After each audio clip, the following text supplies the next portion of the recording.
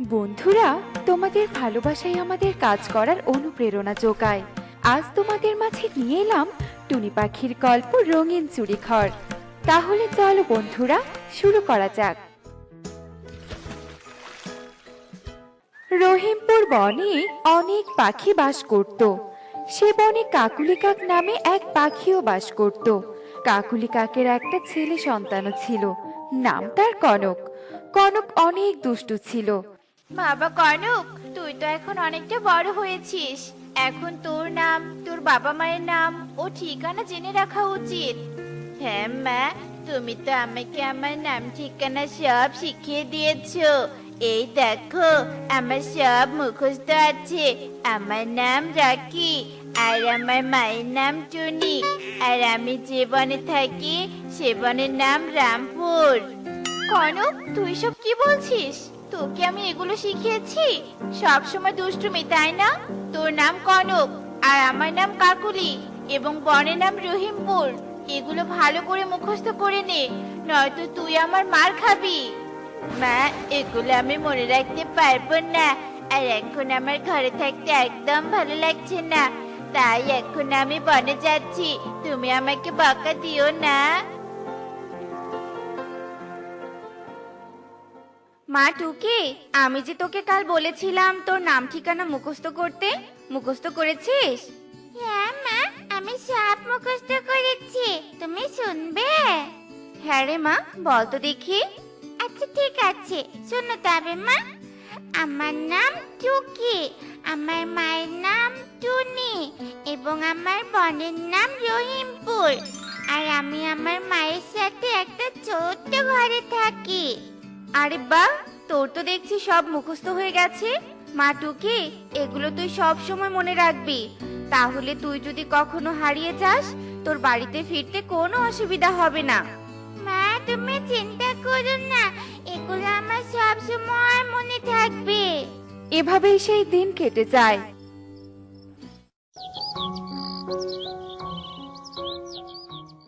কনক, তুই জানিস আমি কালকে ঠাম্মির বাড়িতে যাব? কতদিন হলো ঠাম্মিকে দেখি না। কি, তুই তো ঠাম্মির বাড়িতে যাবি? ঠাম্মির বাড়িতে গিয়ে তুই অনেক মজা করবি, তাই না? কিন্তু আমার তো কোনো ঠাম্মি নেই, আমি কার বাড়িতে যাব? হ্যাঁ রে কনক, তুই ঠিক বলেছিস। আমি ঠাম্মির বাড়িতে গিয়ে অনেক মজা করব। তুই চাইলে আমার সাথে ঠাম্মির বাড়িতে যেতে পারিস, তাহলে দুজনে অনেক মজা করতে পারবো। তুই কাকুলি মাসিকে বলে দেখিস, কাকুলি মাসি তোকে আমার সাথে যেতে দেয় কিনা। আচ্ছা ঠিক আছে, আমি মাকে বলে দেখবো মা আমাকে তোর সাথে যেতে দেয় কিনা। এরপর টুকি ও কনক যে যার বাড়িতে চলে যায়। মা, মা, টুকি কালো ঠাম্মির বাড়িতে যাবে, আমিও টুকির সাথে যাব। কি, তুই টুকি ঠাম্মির বাড়িতে যাবি? না না, আমি তোকে যেতে দিব না। মা প্লিজ, তুমি আমাকে যেতে দাও, না করো না মা প্লিজ। আচ্ছা ঠিক আছে, যাস, কিন্তু সাবধানে যাবে কিন্তু, ঠিক আছে? আচ্ছা ঠিক আছে মা। এভাবেই সেই দিন কেটে যায়।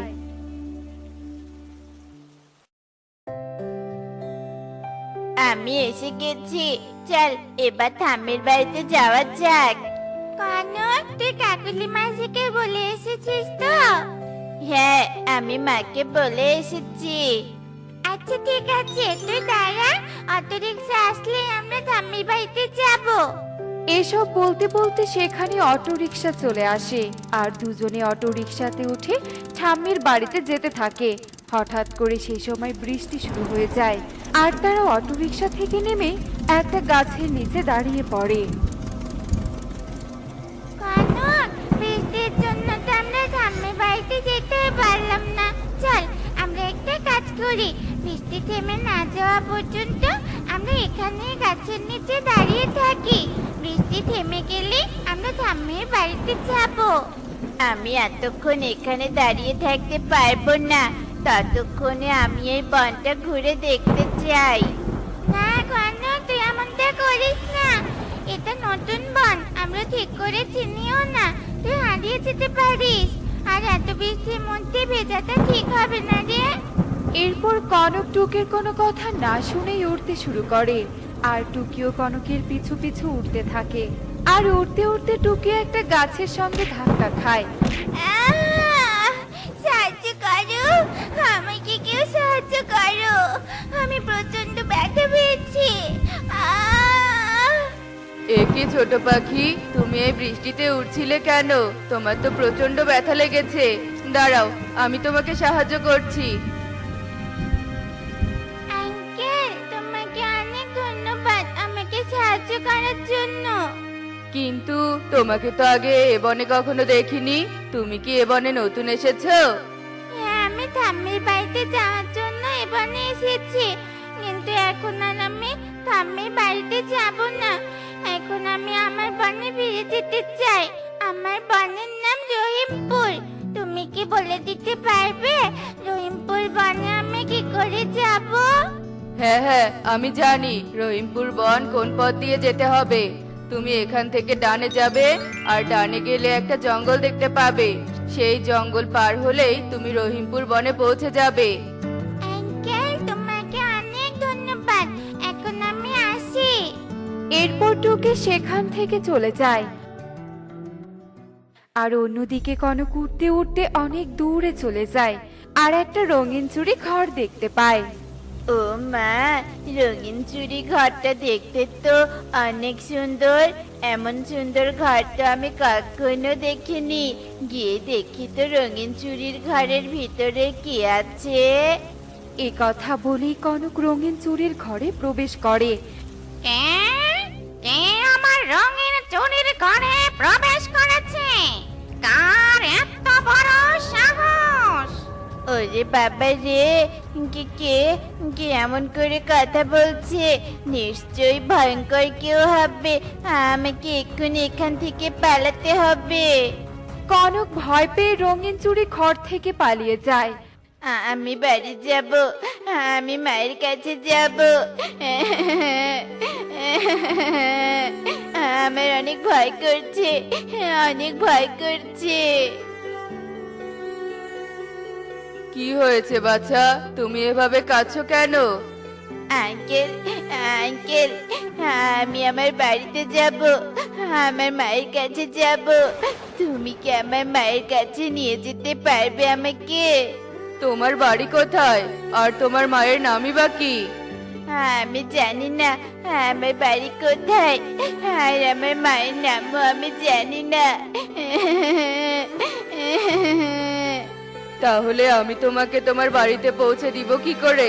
তুমি যদি তোমার বোনের নাম বলতে পারতে, তবে আমি তোমাকে তোমার বাড়িতে পৌঁছে দিতে পারতাম। তোমার ঠিকানা না জেনে আমি তো তোমাকে কোথাও নিয়ে যেতে পারবো না। কবুতরের মুখে এমন কথা শুনে কনক আরো কাঁদতে থাকে। আর অন্যদিকে টুকির নাম ঠিকানা জানা থাকায় সে তার বনে পৌঁছে যায়। মা, মা, অনেক বড় সর্বনাশ হয়ে গেছে। কনক উঠতে উঠতে কোথায় চলে গেছে আমি জানি না। কনককে আমি খুঁজে পাইনি। কনক হারিয়ে গেছে মা। কনক হারিয়ে গেছে মানে? কাকুলি দিদিকে তো এক্ষুনি খবরটা দিতে হবে।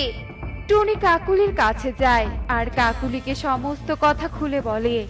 কি, কনক হারিয়ে গেছে? এখন আমি আমার কনককে কোথায় খুঁজবো? কাকুলি দিদি, তুমি কেঁদো না, চলো আমরা দুজনে কনককে খুঁজতে যাই। আমরা নিশ্চয়ই কনককে খুঁজে পাবো। কনকের কিছুই হবে না, দেখো। তাই যেন হয় রে টুনি, তাই যেন হয়। এরপর টুনি ও কাকুলি পাশের বনে কনককে খুঁজতে যায়। আর কনককে অনেক খুঁজেও তারা কনককে কোথাও খুঁজে পায় না। তাই তারা ক্লান্ত হয়ে বাড়ি ফিরতে থাকে। তখন হঠাৎ টুনি কনককে দেখতে পায়।